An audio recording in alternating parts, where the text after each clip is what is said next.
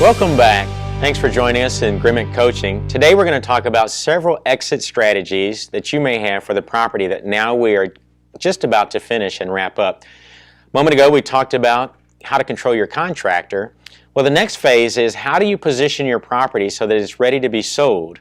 Or the other option is that you're going to hold it long term for an investment. So we'll look at the two different selling strategies, and they are you could choose to hire an agent and have them dispose of your property, or you could choose to list it yourself or go about ways to sell it yourself. So the first module we're going to look at is what is necessary in order to sell your property. If you're going to get ready to sell the property, now you need to look at your final numbers one last time. Once you've finished with your contractor, you need to find out where exactly do you sit with all of the expenses that you've sold and used in your property up until this point. The way that I run my numbers, initially we looked at the property, what do we need to purchase it at? We established a profit margin that we were looking to have, and then we subtracted out what our ideal fix was going to be. Now that left us a number.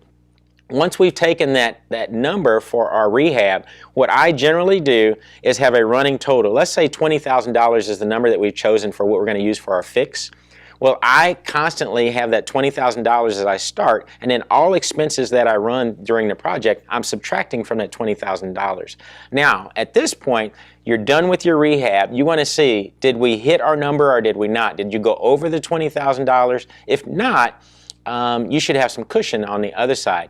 Once again, you're going to run your numbers from this point in all the aspects of selling the property. What's going to be involved in the continuing holding costs that you have, insurance costs, and then their closing costs.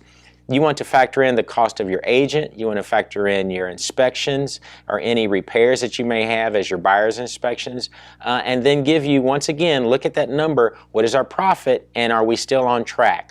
Once you have those final numbers in, let's estimate the time frame that you expect to sell this house. Now, what I say and mean in that is, how long are you willing to hold this house before you have to do an aggressive change in model? Say that you intend to sell the property, but it's not working out and you eventually have to buy and hold it or turn it over into an investment property, then you can then sell as a turnkey model to another investor, if that's even an option. So staging, whether or not you plan or intend to stage the property or not, who are you going to go with that staging, and then any protection costs if you got security systems and so forth, because you won't have the activity in people in your property. So once you've determined those basic items, let's assume that you're going to choose an agent to help you liquidate this property. So what are the stages and steps that you need in order to select an agent? How are you going to select this particular agent? One would be that I would choose is based on your property type, what agent locally and close to you has the best history of selling a property like that.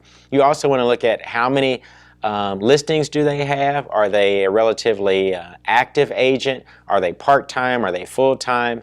I particularly like full-time agents because they have a history of how to sell. They know the market. They often have buyers in their lurches that they're trying to help find a property. How long have they been an agent? Do they have good experience? Have they sold many properties? Do they have contracts? Are they familiar with the contracts? Those type of things. And then, of course, with all agents, what is their 6-week selling plan that they intend to have for you? What is it they're going to do with the property? You don't just want to have an agent whose intention is just to list your property and hope that somebody else sells it. I want an active agent who has a plan of how they intend to sell my project. Now, also you want to know, how do they negotiate with the buyer? Are they a strong negotiator? Are they not a strong negotiator? Will they represent you as well as they would a buyer on the other side? And then, how long is your contract? If you need to separate from that agent, what is it that they're going to expect? What cost are they going to have out of pocket in case you do need to terminate? And then how well do they negotiate with your title company? Do they have relationships with title companies? So those are the things that I'm looking for in an agent when I sign them up. So let's walk through that process. Now you've chosen the agent that you want, and you're going to sign the listing agreement with them. There's all types of things that you need to find out, as well as your seller's disclosure that you're going to fill out on the property. Now that basically tells the agent and the potential buyer, what have you done with the property since you just obtained it? Obviously, you're going to say that you never lived in the property, but they want a disclosure that itemizes and details what products did you put in the house, what are new, what have been modified, what type of construction did you do that may have altered the floor plan of the house, and then making sure that all inspections have been closed out in this final phase. So once you get to seller's disclosure, you're going to do a lead base addendum, which says is there lead base paint that's been identified in your property, and any other addendum that's going to be needed in order for that agent to list your property, and then putting their lockbox on the house. It's putting their sign out in front. Once you have that agreement signed up, the next thing is just how you are going to market for your potential buyers. How many open houses are they going to hold? When are they going to hold them? What days would you like? How many do you want? What are you going to do to generate activity to have buyers come through your house? My idea is that you want to see 50 to 100 buyers through your house in the first 2 to 3 weeks. What is going to be necessary in order to have that type of volume through your house? Moving on to the process, now you actually have a potential buyer who is going to be negotiating with you back and forth. It's very important that you understand how this process works. Often there's offline conversations that your realtor is going to have with the buyer's realtor. Not everything has to be in writing, or I've found that not everything goes through the writing process. There's some informal conversations that can be had between both that you're going to get a flavor and an idea how strong a buyer do you have, and definitely you want a pre-approved buyer, not a pre-qualified buyer. A pre-approved buyer says they have gone through the process, they've been evaluated by a bank or mortgage company, and they have been given the green light to buy a property. Why a real estate agent would drive around somebody pre-qualified, I have no idea. You're not interested in anybody that's pre-qualified. You only want pre-approved buyers. What happens is if you take an individual who hasn't been approved and now they put a contract on your house and your house comes off the market for 30 or 45 days while they try to get pre-approved, you're losing quality time that you could have another quality contract come in. So be very careful taking a contract from a person who hasn't been pre-approved already. So let's assume you get the contract and you're negotiating back and forth. Typically I see there's 2 volleys that you'll have with a price. Assume that your house is listed for $100,000 and you get an offer of $90,000, and you may counter back halfway in between at $95,000, and then they may come back in between at $97,500. That's a typical number of volleys that go back and forth, and each time there's going to be some give and take on what you're willing to do and what you're not willing to do. With the current market that we're in, most people want you, being the buyer, they want you to pay all of their closing costs and as much of everything else that they can get so that they can enter the property almost for free. So understand that going into the deal with the final price that you settle in at, you may be given $3,000 to $4,000 in closing costs. So just know that.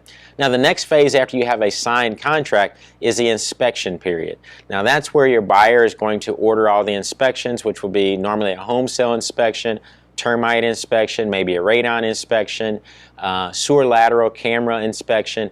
All of those inspections, they're trying to ensure what type of quality work did you do and what is the state of this house that they're getting ready to purchase. It's very critical that they understand what they're getting, as well as for your protections, because you're liable for some of those tasks that you performed in the house during that time period. So that usually is a 10 to 15 day period where they have that opportunity to go in and inspect. Once you get that, and I just recently got a 55-page buyer's inspection report. It seemed to get longer and longer and longer each time that we deal with home inspectors. And I have this view of home inspectors. They're designed in order to make the deal create friction. Let's just say that. Imagine on a 55-page report on a house that's only 1,600 square foot, how much can you say? And obviously they'll never say that it's beautiful and perfect and it's a great job. They're going to say it might be satisfactory, it may be good, it may be average, or unsatisfactory or unsafe. So those are that they did not inspect that item. Those are usually the options you get on your report, which for a first-time home buyer, anything on a report scares them. They don't want to hear anything other than, it's a beautiful house and you can move in right now. Well, the inspector is getting paid $400, $500, $600. They can't just say that. So they have to create some opportunities for themselves during this situation. The good thing with the reports are now that each one of them generally has digital photos and they can show you every specific point they're talking about. Now, once you get that report, the buyer's going to come with their wish list. And I call it a wish list because generally their agent, I believe, tells them, ask for everything. See if they'll give you the whole entire enchilada. And your position is, I'm only going to give you the minimum that I want to give you in order to keep this deal going. Now understand, all of those have dollars associated with it. So pick wisely which items you want to have repaired and which items you don't want to have repaired. And understand what that rehab cost is going to be. So you're going to volley back and forth between the buyer on which items you will do and which items you will not do. And once that happens, you agree upon that, you create a new addendum, and then you begin to work and get those items cleared up. Once items are all cleared up, you'll have a final inspection with your buyer. They'll walk through and have the opportunity to say, yes, this is satisfactory, and then moving on to the next phase, which is the title company. The title company, all during this process, should be working, pulling title on the property as well as the buyer.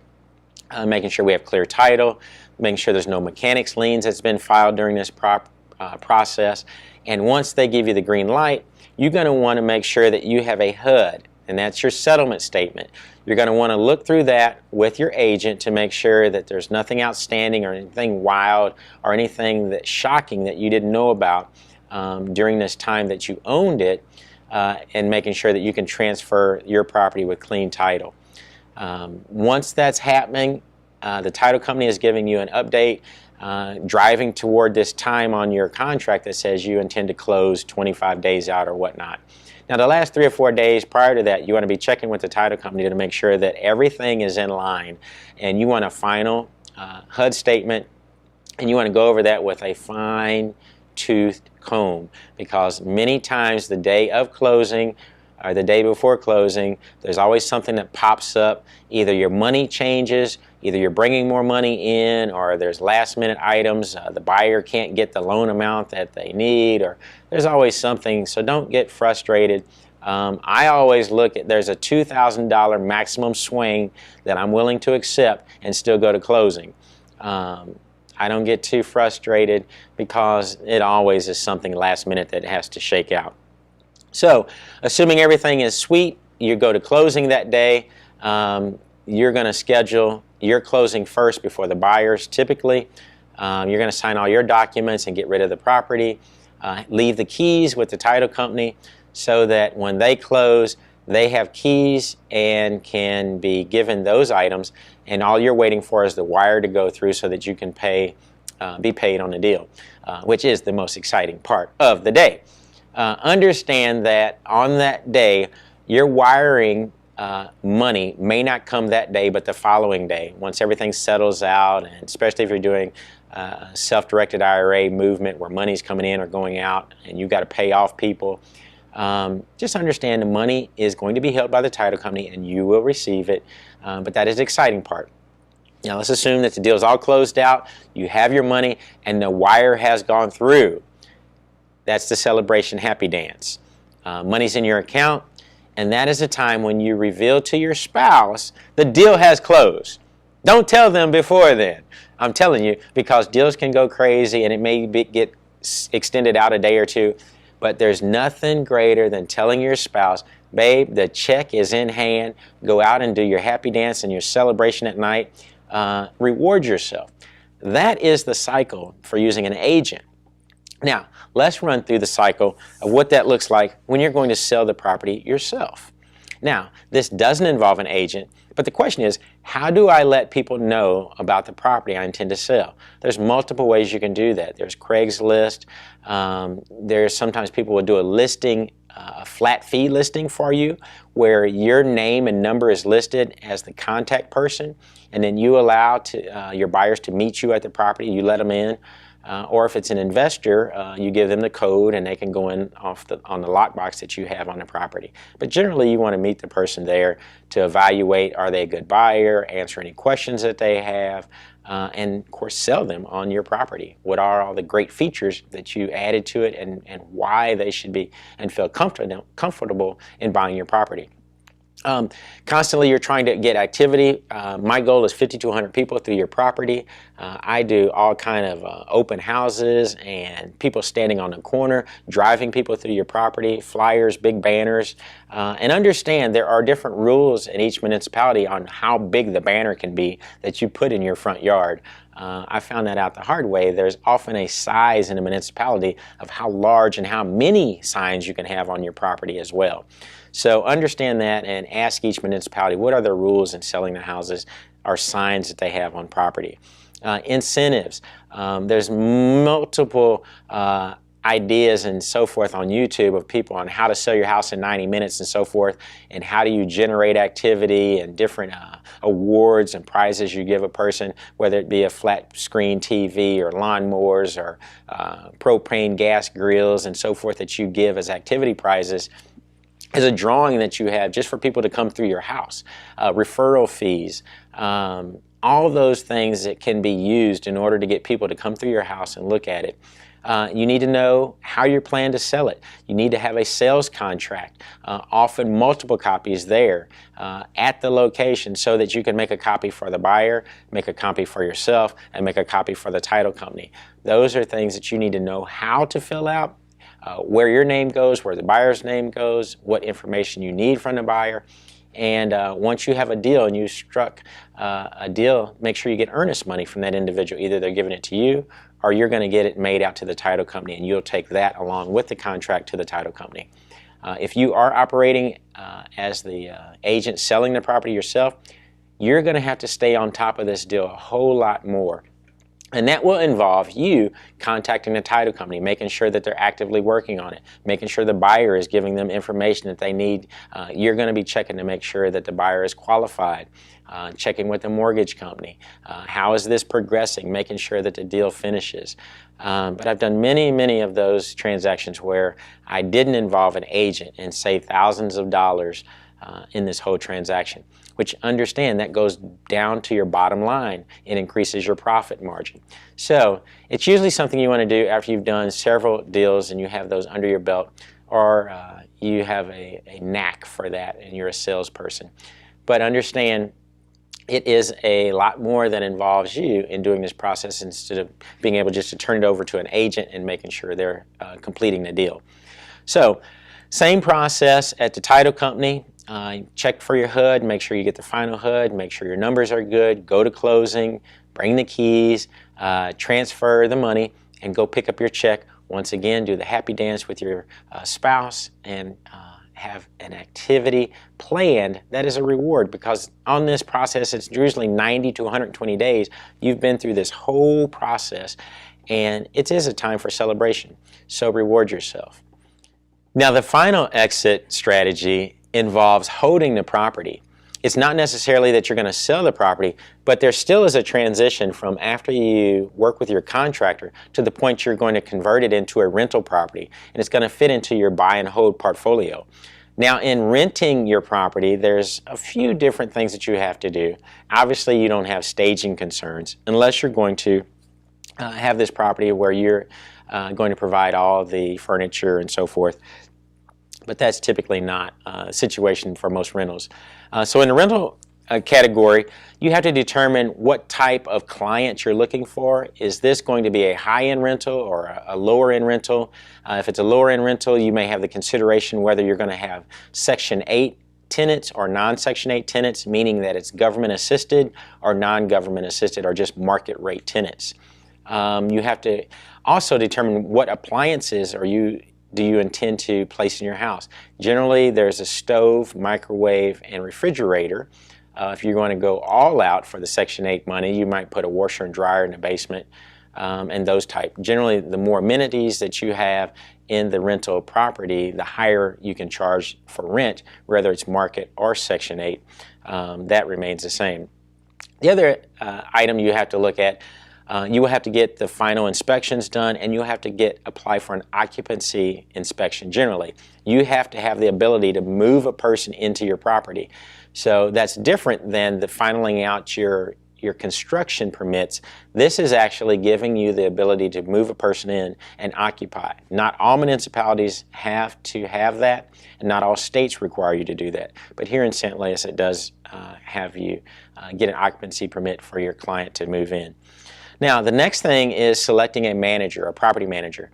With our philosophy here, our goal is from day one, we intend to hire and employ a property manager. In order for you to maintain the most time in your schedule, trust me, that 10% or 8 to 10% that you're going to pay for a property manager, you will thank me time and time again, because your life, you just bought your life for 10%.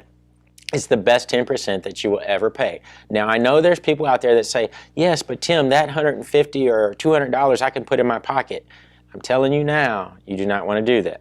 Believe me, hire the property manager, and you're going to hire the best property manager that you can.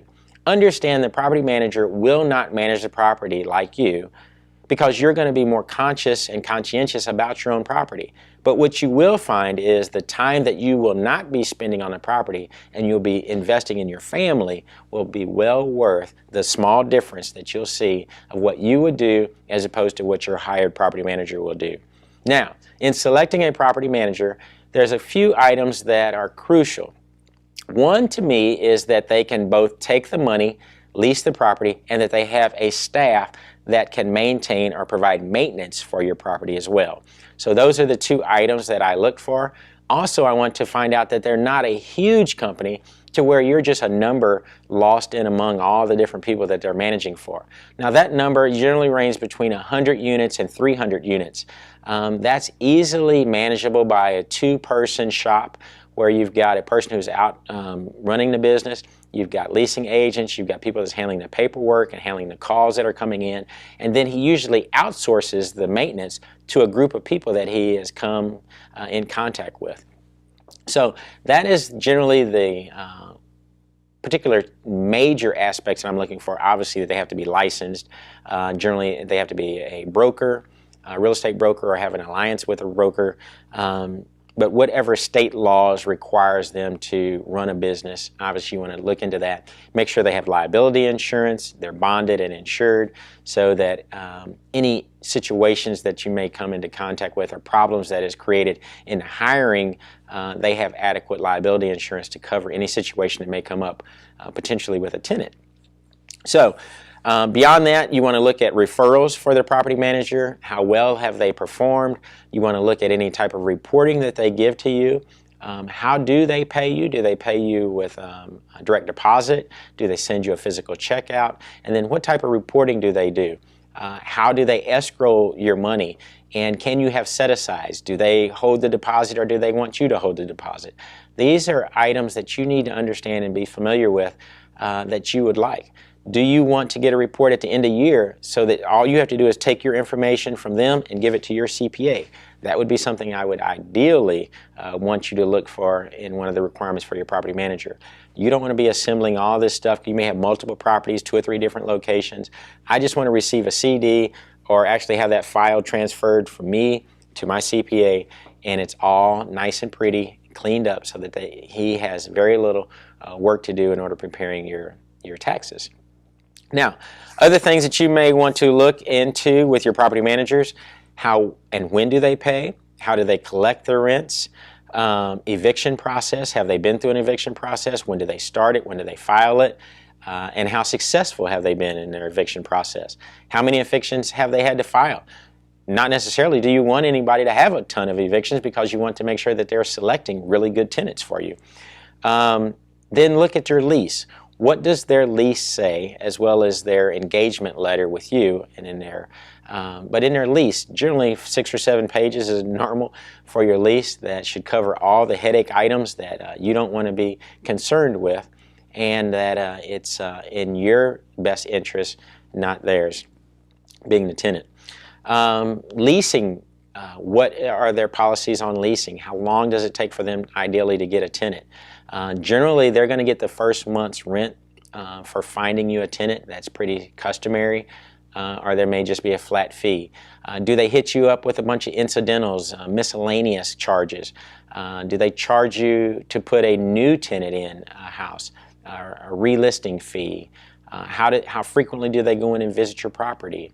Do they change the filters? Are they going in and taking a peek at your property on a random quarterly basis or semi-annually basis?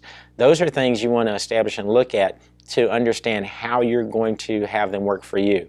And then how much reserve money do they have you start with on each unit? $500 or $1,000 or whatnot. And then at what point do they contact you in order to do maintenance repairs?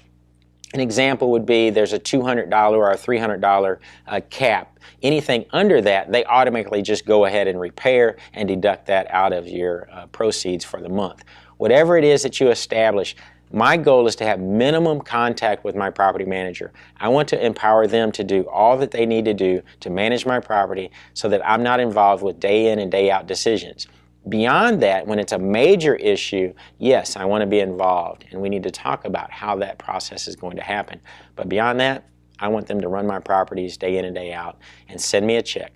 The most complicated situation I want to have come from my property manager is not getting a paper cut when I open the envelope or direct deposit going into my account. That's as difficult as I want property management to be. And I have a property manager who makes life that simple for me, and he is wonderful. Move in and move out procedures, you want to understand how that's handled. How do you do your make-readies? If you're going to hire your property manager to do that as well, what standards do you have? You're going with hardwood flooring. You get refinished after every 2 or 3 times out. Do you paint every time a tenant moves out? And what paint do you use? Do you use flat paint or do you use semi-gloss paint? What are the conditions that you're looking for in order to make it ready again? And what cost typically is that make-ready cycle run you? So those are just basic things that you need to know in selecting your property manager. But once again, repeat after me, I will hire a property manager to handle my buy and hold rental investment properties. You may have to say that a couple times in the mirror to yourself, but trust me and ask anybody that I've worked with how beneficial that's been. Trust me, when I had a property management company, I found that all I was doing was putting out fires. I hated it so much, I gave my property management company away, if that tells you anything. So it's a wonderful part. This is the exit on exit strategies. It's the final phase before the happy dance that's coming soon. See you later.